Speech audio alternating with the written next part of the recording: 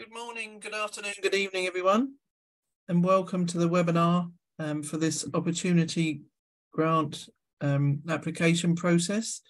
We shall be starting very shortly. I shall take a moment just to acknowledge the instructions on the sheet. We shall be starting very shortly. All participants' cameras and microphones will be turned off during the session. If you have a question during the presentation, please put it into the Q&A. You can see the symbol there on the screen. There's a box at the bottom of your screens, and we will answer it during the question and answer session at the end. We shall be recording this session and sharing it on our website and social media shortly afterwards. And then there's a comment at the bottom of the page saying that there's a parallel meeting in French that's going to happen later on today at 2 o'clock. So if you want a session in French, it's today at 2 o'clock. My name is Liz Tremler. I'm the Grant Support Team Manager here at AmplifyChange, and I'm very happy to welcome you to this session today. Please hold your questions until the end. Thank you. You can put them in the chat and we'll answer them at the end. Thanks very much.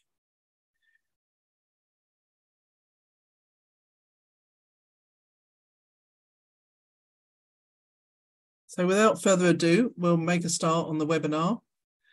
And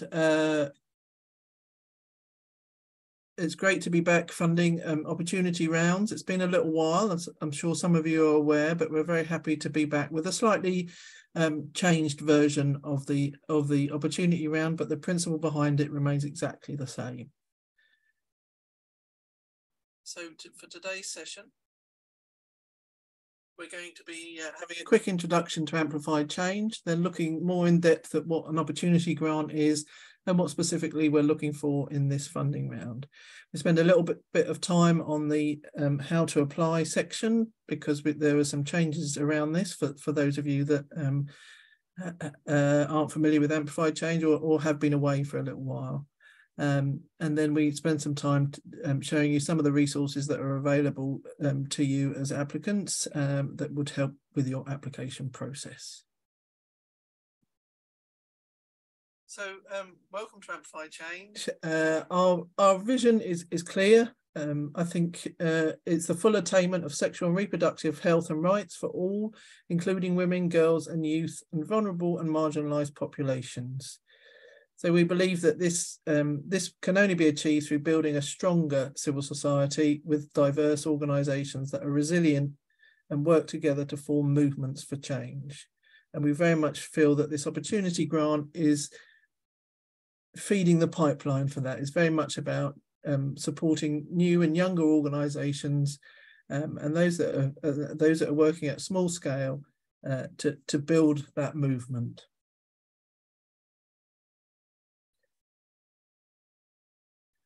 I've put here a slide showing our theory of change. This is important to us and I think reasonably straightforward. We would hope that all projects and grants have are able to trace their way through this theory of change. So, for example, if you are working with a marginalised group, a particular marginalised group, for example, out of girls that aren't in schools, you might look through this and think, the problem that we want to address is high rates of teenage pregnancy and the possible risk of them becoming involved in transactional sex of some kind.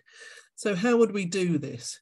We're looking for a grant and we want to increase those young girls' awareness of their SRHR rights. We also want to look at increasing access to services for them so that they, as out-of-school youth, are able to access services at the time and places that are convenient to them. There may be an element of transforming social norms within that and working with what's expected of girls in terms of attending school, for example, around after pregnancy and so on. And that may even be an element of policy and law change. So some countries have specifically addressed the need for girls to be allowed back into education after pregnancy. And that may be one element of the work that you would be looking to undertake. All of these, we believe, sorry, I'll skip to page. All of these, we believe, make for stronger and more inclusive movements for sexual reproductive health and rights. And we're particularly interested in understanding how you as an organisation contribute to that movement building and that element, and how you are a cog in those changes, one part of those changes. We want to understand how you fit into that movement generally.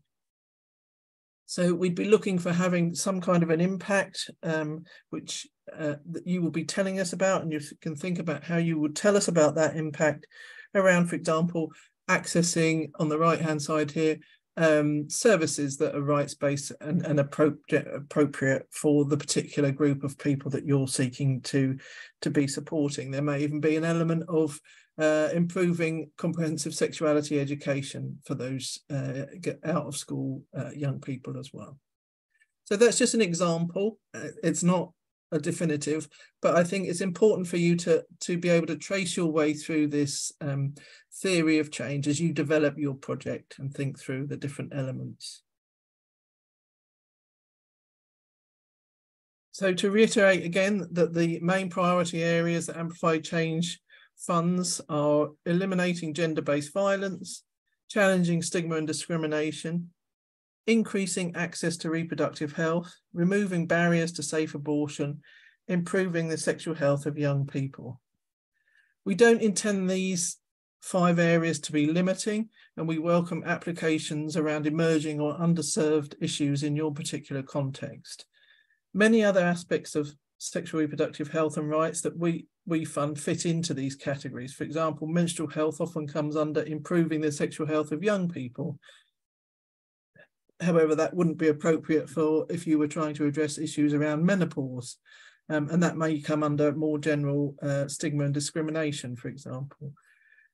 We support other cross-cutting issues, such as applying a pleasure-positive approach to SRHR advocacy, and that could fit across any of those 5 areas.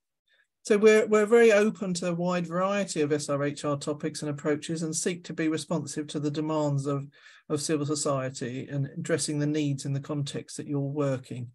So we have a flexible approach to funding, and that's very key to our approach.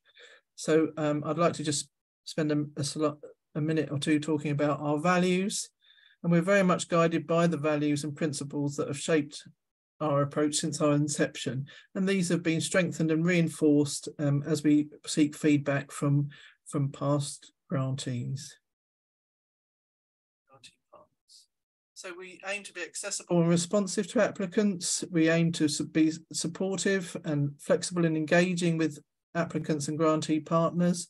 We try to be open and transparent and committed to making information widely available.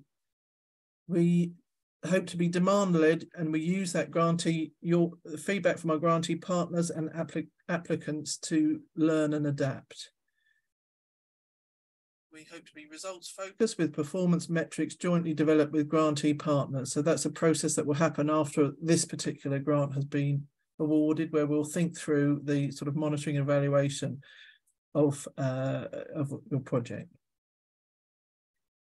We believe that sound management and stewardship of financial resources is key, and we are independent from external policy pressures and guided by our members.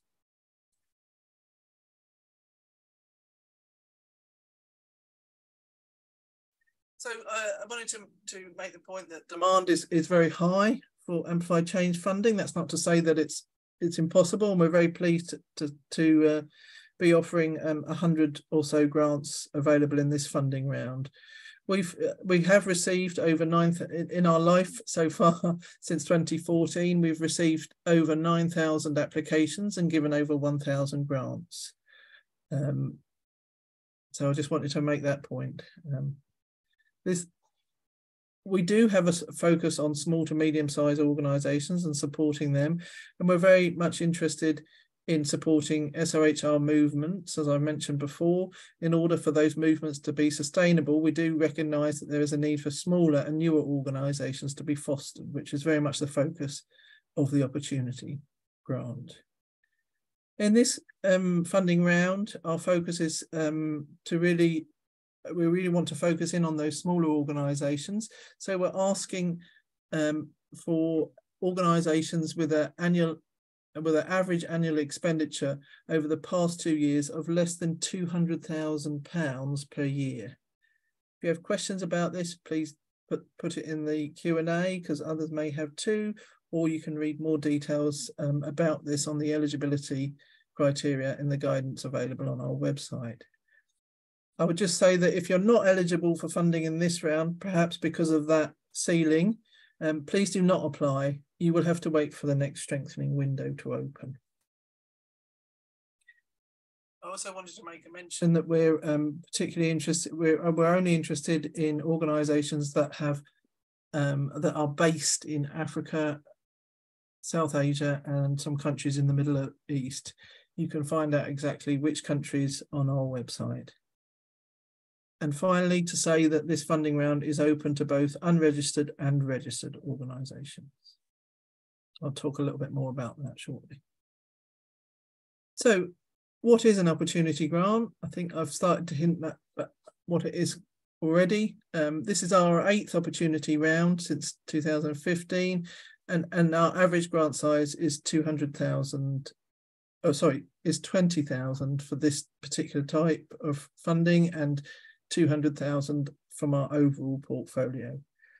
So far, we've given 336 grants, opportunity grants, representing about a third of our overall grant making, and 100% of the opportunity grants are to organisations based in the Global South.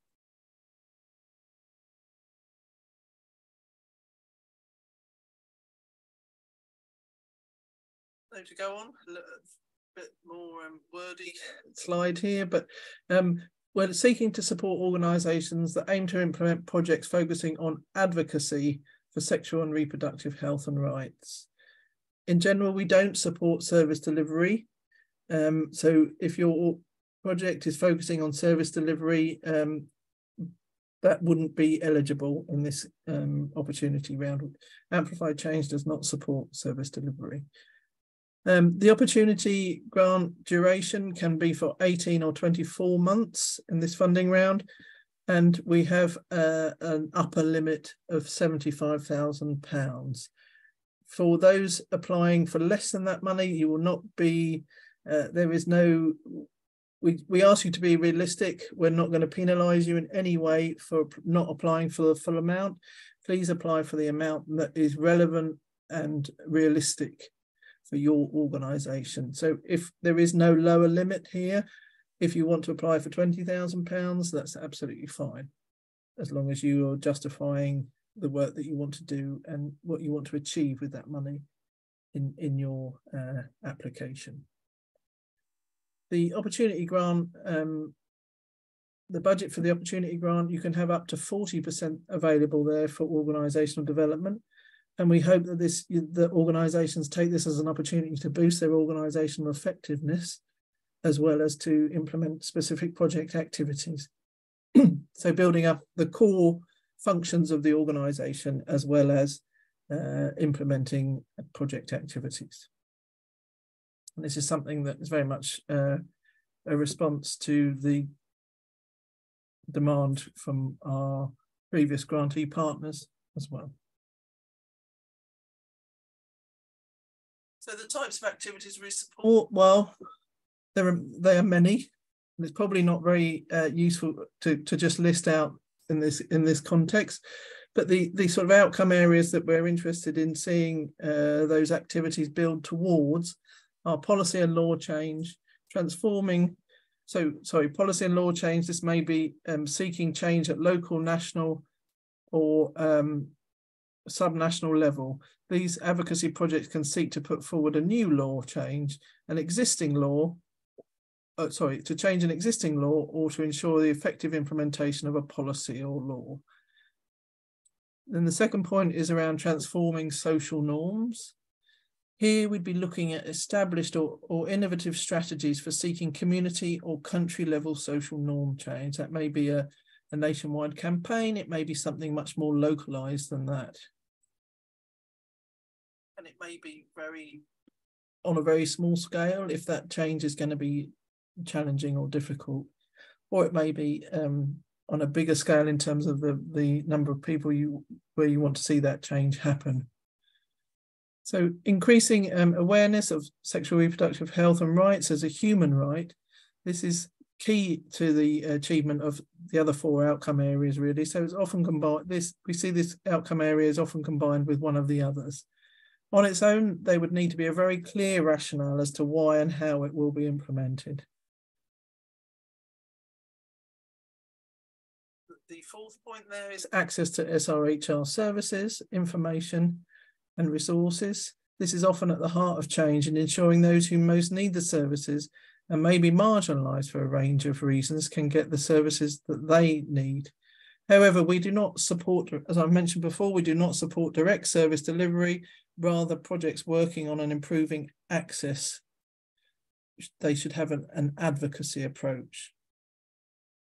Finally, movement building. Being part of a broader movement and working together is the only way to seek long-lasting change. Projects in isolation rarely achieve this on their own. So we want to know that the change we want to know how you're doing this. So please be clear about this in your application. We ask questions about how you're connected to the rest of the SRHR movement. So please be clear about that. We know that change can take a long time and no one organisation has the answer. Only by working together can we get impact. So we look forward to hearing from you about on these specific areas.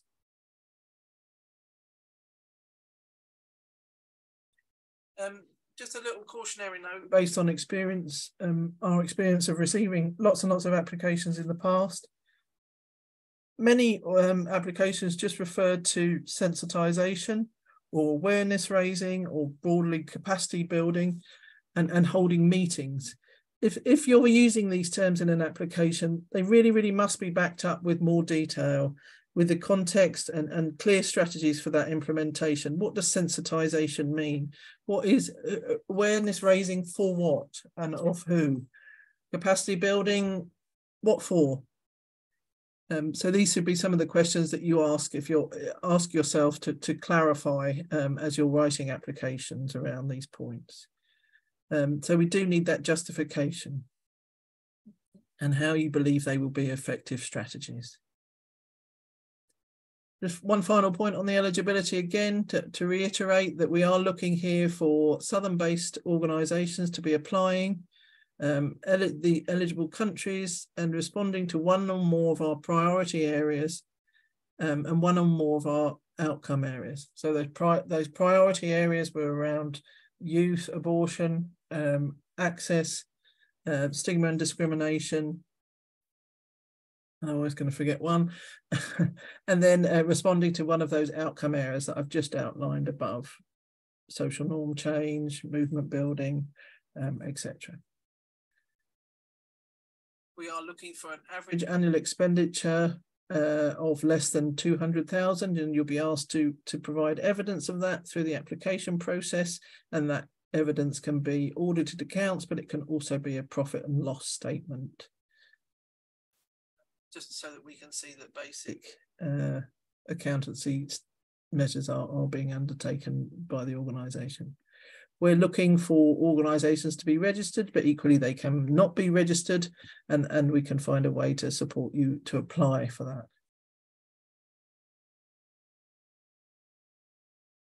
If you're not meeting any of these criteria, unfortunately, the application is it will not get through to the full review process. So please do make sure that you are fully eligible and meeting these criteria in your application.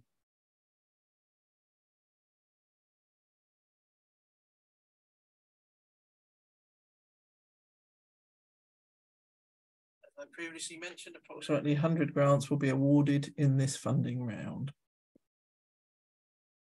So briefly again, a little bit more detail as to what we're looking for. We're looking for a clear articulation of the need. Why is the project needed? And who needs the project? we're looking for a clear articulation of the specific context.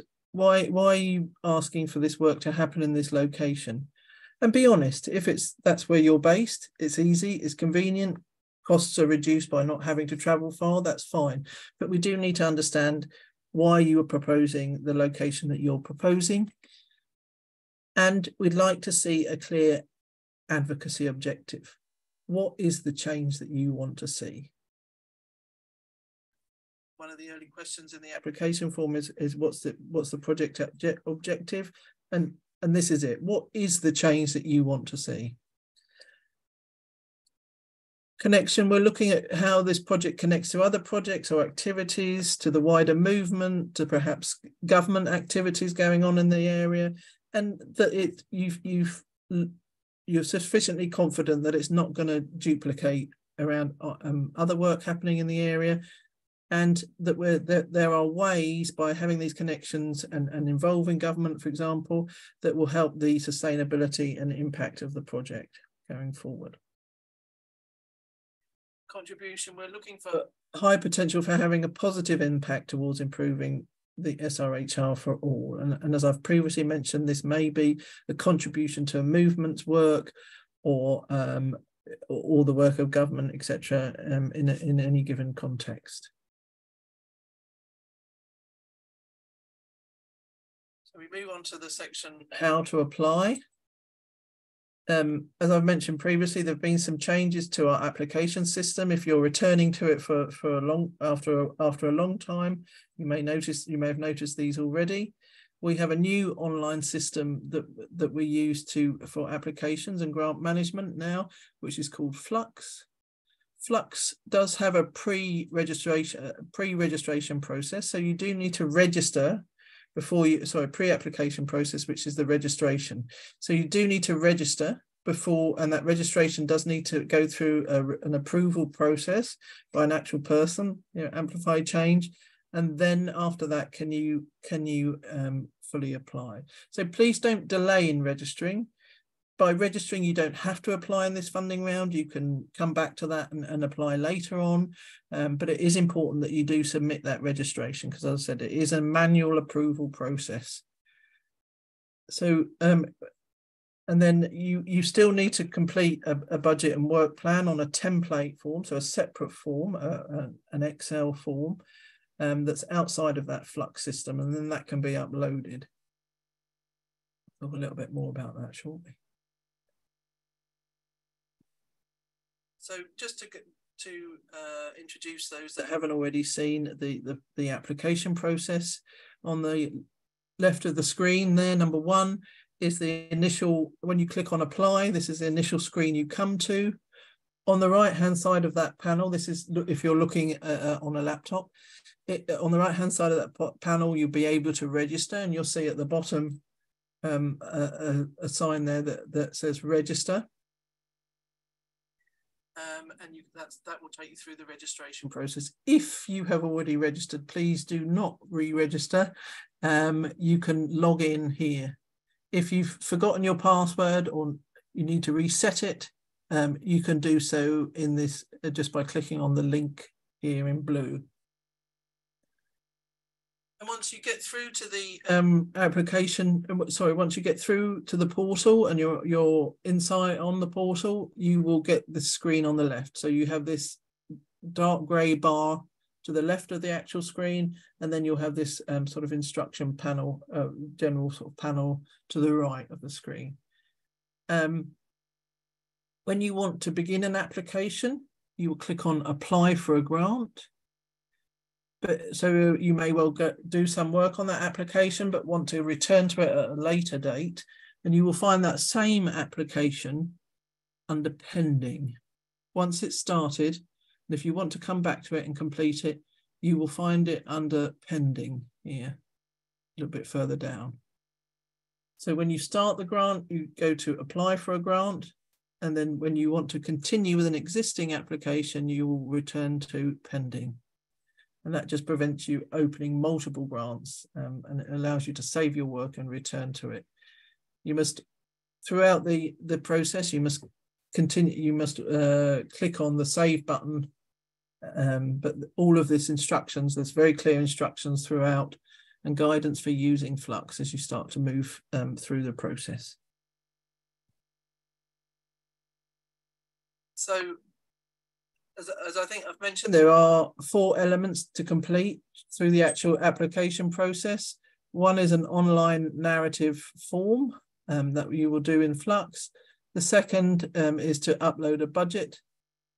And the third is to upload a work plan. The fourth would be to upload organisational accounts for the past 2 years, either audited accounts, as I've previously mentioned, or an internal profit and loss statement. You will find guidance for completing all of these documents in the application form to help you understand what we want. Incomplete or incomplete documents are likely to mean that your application will not be reviewed. Just to highlight as well that the budget and work plan come together in the same Excel sheet. It's a document that we call the project planning workbook. And the project planning workbook and a Word version of the application form are available for working offline on our website. So in the next slide, I'm going to show you what the guidance looks like in the budget and work plan template. So this would be the guidance for the work plan, and there are different tabs along the bottom. You can just see at the bottom of the screen, offering guidance, offering an actual example of a work plan, what a work plan should look like. And then finally, the yellow button is the version of the work plan that you will be completing. Similarly, with the budget, there is guidance information in this tab. Click on the orange tab for an example, and then finally you would be expected to complete the budget in the yellow tab. It's important that you retain the template that is there in the budget. Please use that template. If you have any difficulties with that, please contact AmplifyChange on our inquire@applicantchange.org email, and we can clarify that for you. It really is our preference that you don't send us a budget in a different template. It's unlikely to be reviewed. So please use the template that's there.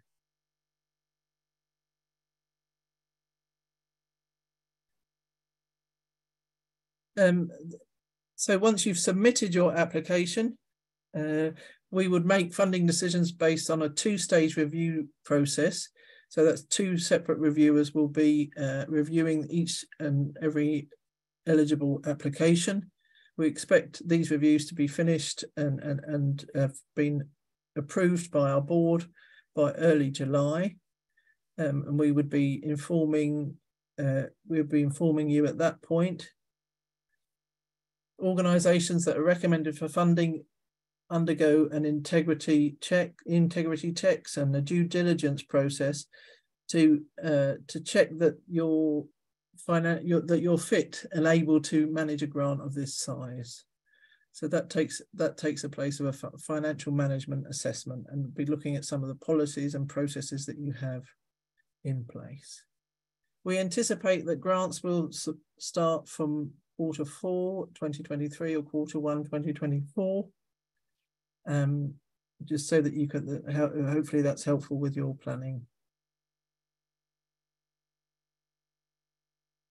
So if you are successful, we'd work with you to further develop and improve perhaps budget and work plans if necessary, and we'll work together to develop the indicators and milestones for the project. This is the sort of monitoring and evaluation elements of the project. And then, as I've already mentioned, in parallel to refining these project documents, we will conduct a due diligence review, and this process will give guidance and support to help you as an organisation strengthen and be able to manage this grant and others in the future. You can see what we will actually be looking for in this due diligence assessment already in the document that's called the Organisational Strengthening Handbook.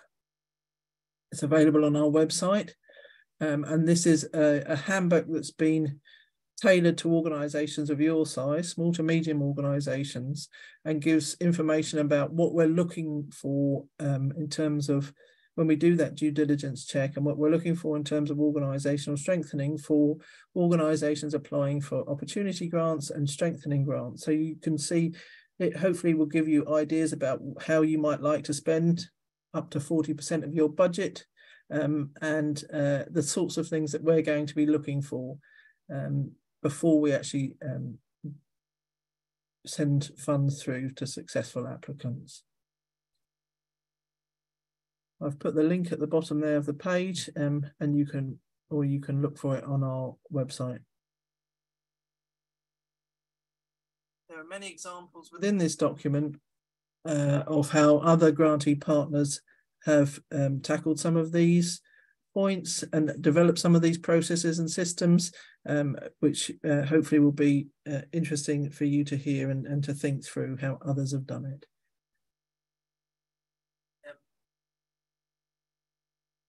There are other, we consider that we learn from the experts, and the experts are organisations like yours, and we hope to support you through the journey of receiving a grant from AmplifyChange.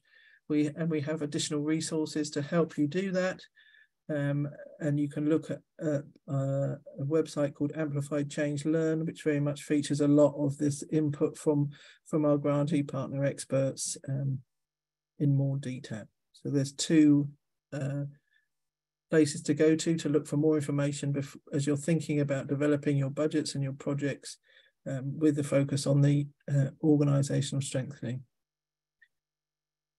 Even if you don't get a grant from AmplifyChange in this funding round, even if you're unsuccessful, we believe that much of what's shared in these documents is relevant to applying and being successful with getting funding from other donors as well. So not just focusing on AmplifyChange. We just wanted to share with you a few top tips from our reviewers, the people that are actually looking at these applications.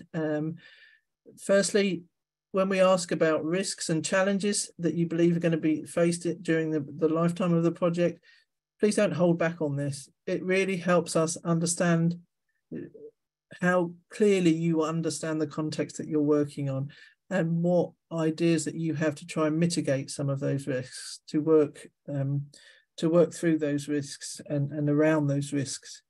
Yeah, so please do keep them as relevant as possible.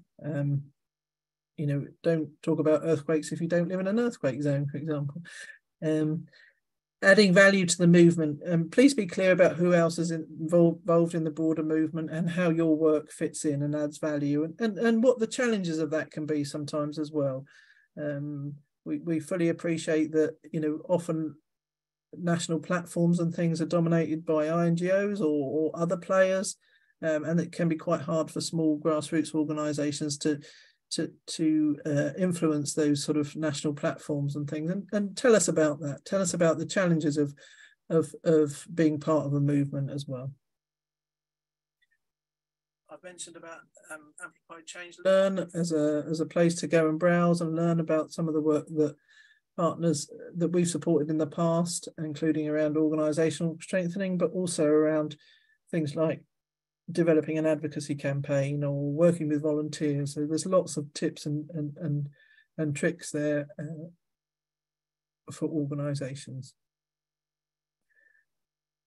And finally, we have a user guide series for more advice on developing your proposal. So there's some videos available for helping you to develop your project.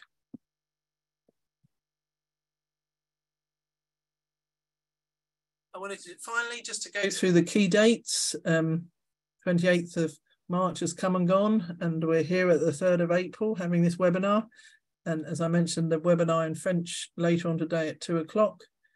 We've decided to close the Flux registrations for new registrants on the 13th of April. That's a week before the actual application window closes, so that allows time to process those registrations and allows for organisations to make their applications. So If you haven't registered already, please do so urgently. Even if you don't think that you'll apply in this funding round, that way you will be informed of upcoming funding rounds from Amplify Change as well.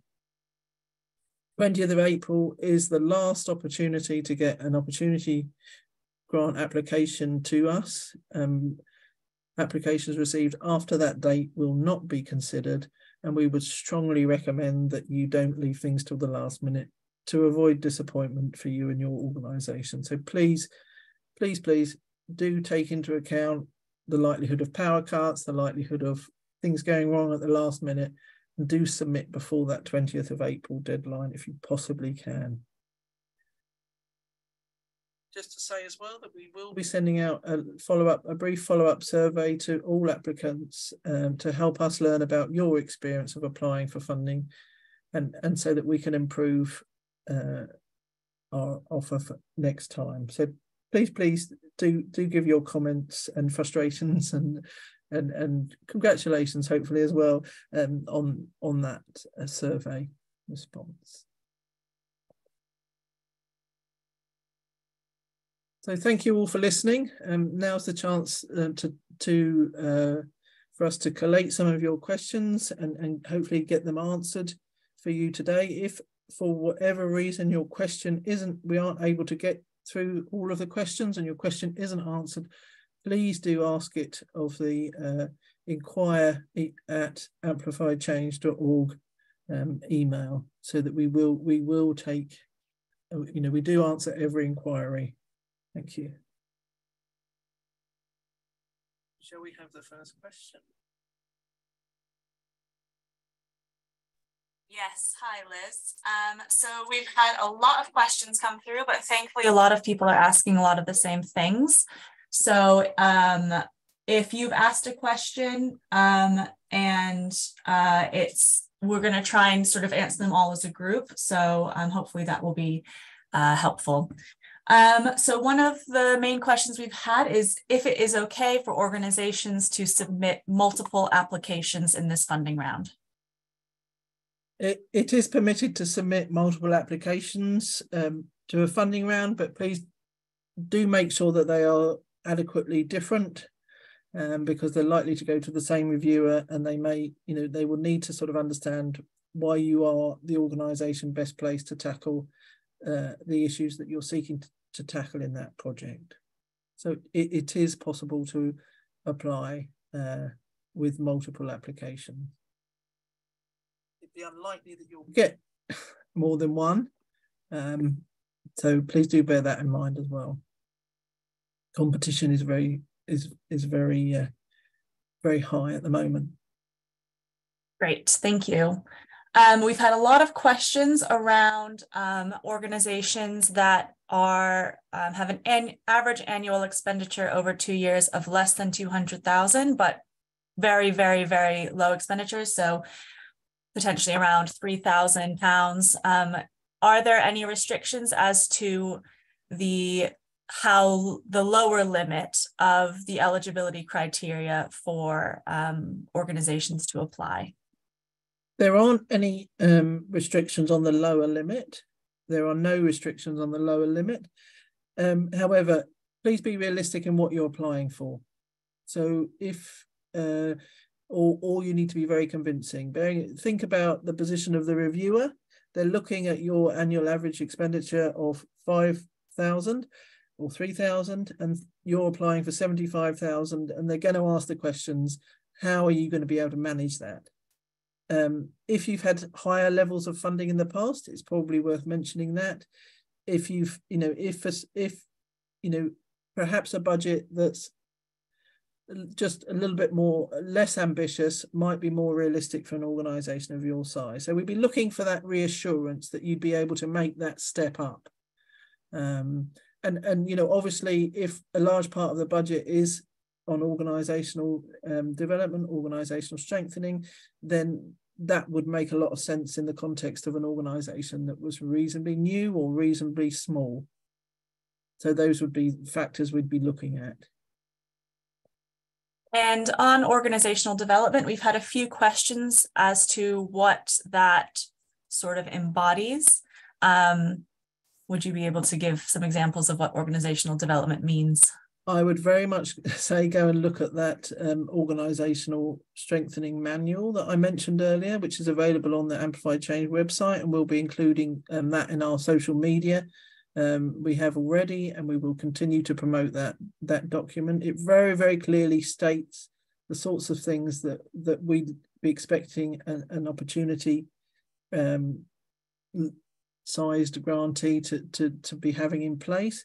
But loosely speaking, it would include financial management systems and structures. It would include perhaps some efforts around fundraising. It would also include things like the development of policies, governance, working with a board to ensure that they're fully understanding of the work and the context of the work that you're doing. I think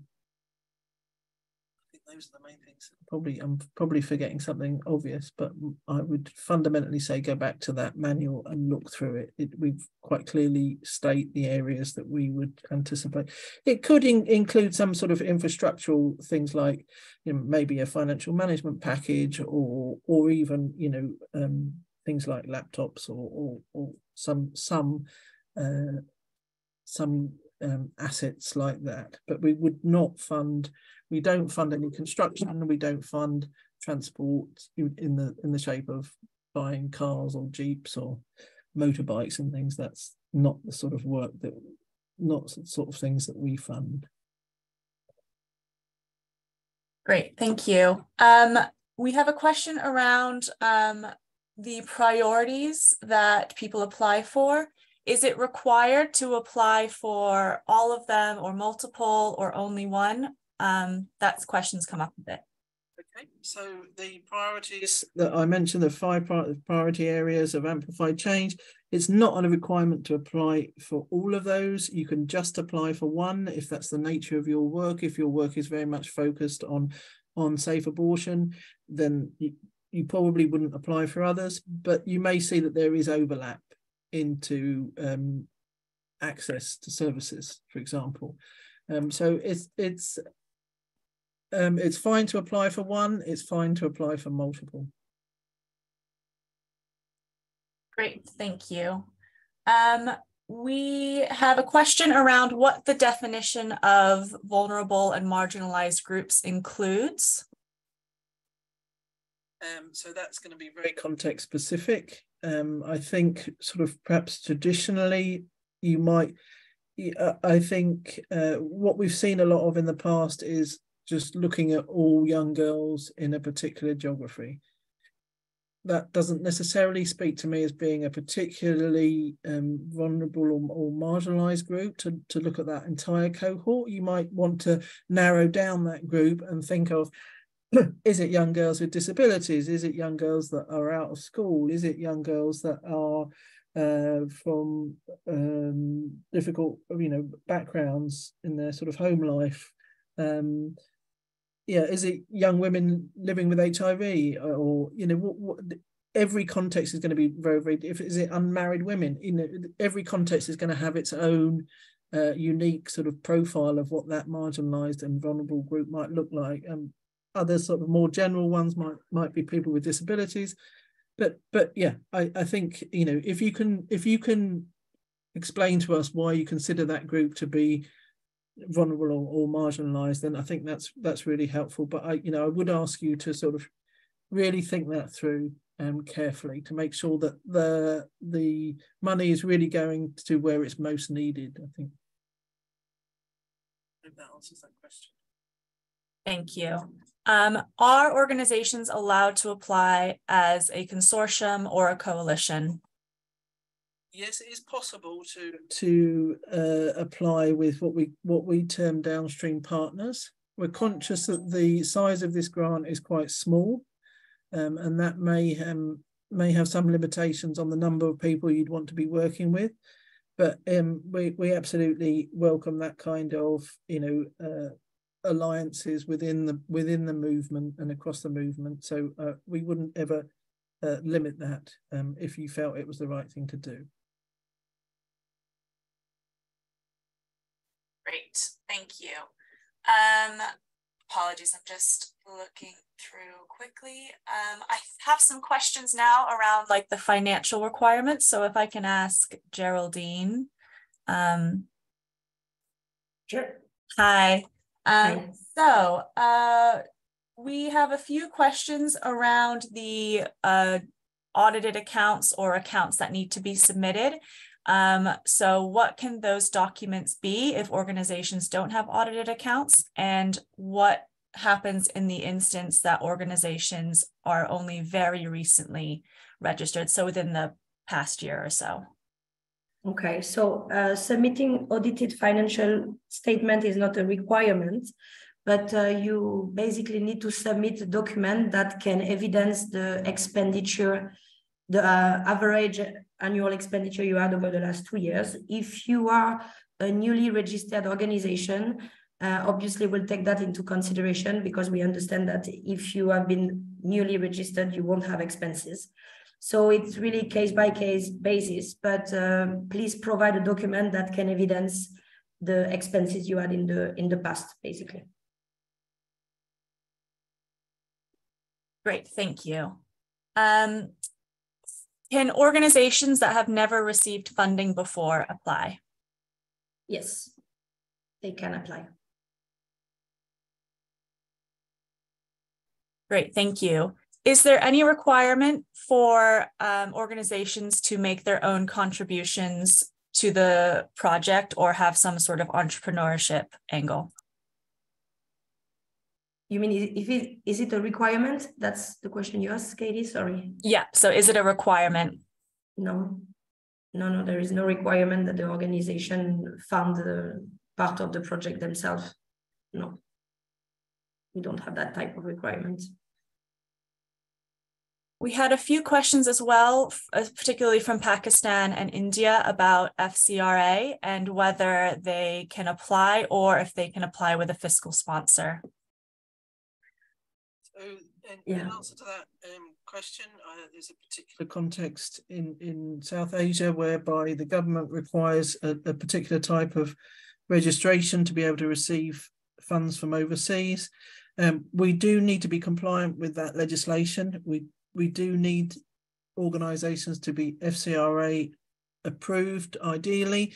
If there is an opportunity for a fiscal sponsor, we would hope that that's somebody that has agreed to it as soon as possible in the process, or an organisation that you've had a conversation with, because quite frankly, in recent times, we found there's quite a reluctance to work as a fiscal sponsor. So I think it would be worth considering who's applying and how you organise the project at the earliest possible stage.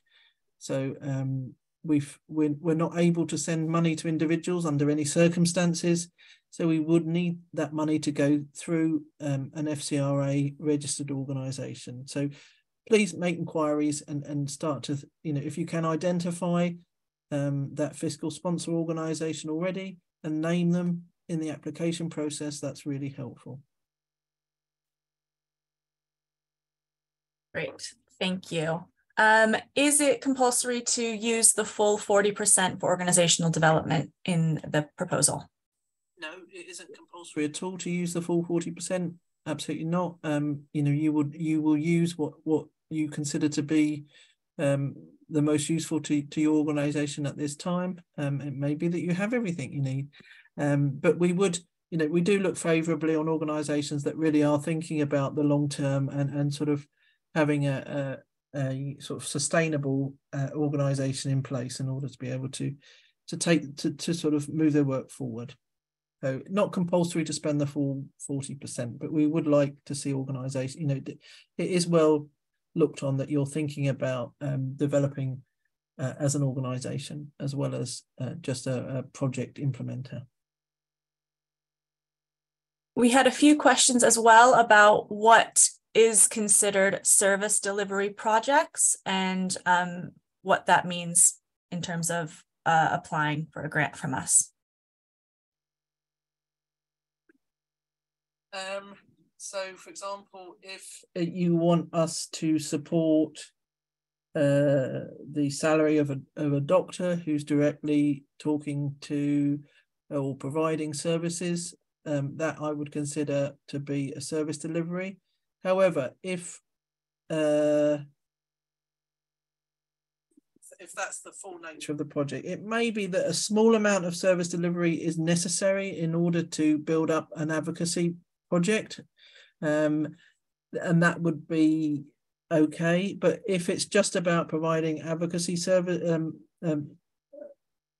SRHR services like an abortion service, or just providing condoms, not in the broader context of a comprehensive sexuality program, then that wouldn't be an appropriate project for Amplified Change. If it was a comprehensive sexuality project and you were providing a few condoms as you went around and spoke to different schools or something like that, then that's perfectly acceptable. I'm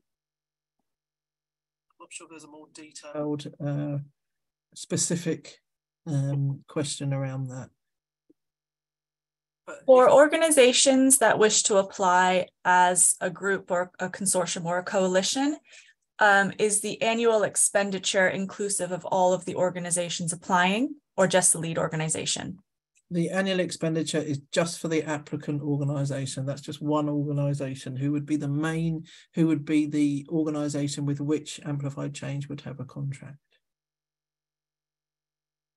So just the lead organization needs to have an annual average expenditure of 200,000 over the last 2 years. Great. And then in terms of budgeting, does the budget have to be in local currency or in pounds? The budget should be in pounds. And please refer to the guidance for how you deal with the exchange rate and how you select the exchange rate. I don't know if Geraldine wants to say something on that specifically. Yes, sorry. Yes, all our guidance are available on the website. So you have a guidance for building your budget. You have a guidance on how you choose your exchange rate for budget. So please refer to all those guidance available to you.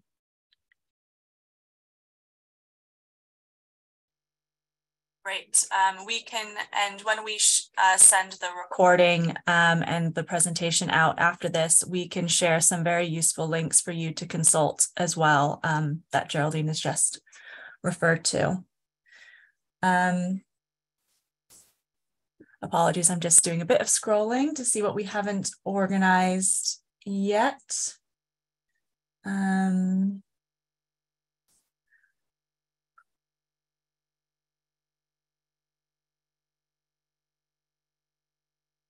Quite a few specific questions. I think we would ask for this, if you can maybe just cut and paste those specific questions. If you've asked a very specific question about your own organisation or context, then perhaps you could just cut and paste those into the inquire email. Yes, and there was an email to the inquire inbox. One question as well is whether applications that have previously been submitted to Amplify Change that haven't been successful, can those ideas be reused for a new application? Yes, of course they can. Yes, absolutely. Obviously, the size of budget is probably going to change them significantly. So please do make sure that everything is achievable, is smart still within the application. But yes, please do recycle ideas, absolutely. For organizational documents that need to be submitted during due diligence or for the application, do those have to be translated into English, or can they be submitted in the organization's native language? They do not need to, I mean, we rather have them in English, but they can be submitted in native language. This is not a requirement to be in English. Great, thank you. Apologies, just having a look. In the case where an organization will need a fiscal sponsor. Can the fiscal sponsor's average annual income be higher than the threshold of this funding round? Yes, the fiscal sponsor could have a higher average expenditure. That's probably quite likely, as long as they are only going to be a fiscal sponsor. I'm just thinking a little bit about the case of South Asia there, where sometimes I think we would really strongly advise organisations to find out what that relationship of fiscal sponsor is and how it can function in their context, because oftentimes it's ended up that those fiscal sponsors effectively become the applicant, because that's the only way to work. So please do look into that carefully, and if you have questions, send them to us via email on the specifics of your case, and we're very happy to respond. Great. And there is a few questions about Flux, but one in particular is that if an organization is registered in Flux for a different funder or organization, do they need to register separately for AmplifyChange? I think the answer to that is yes. You will need to have a different registration for AmplifyChange.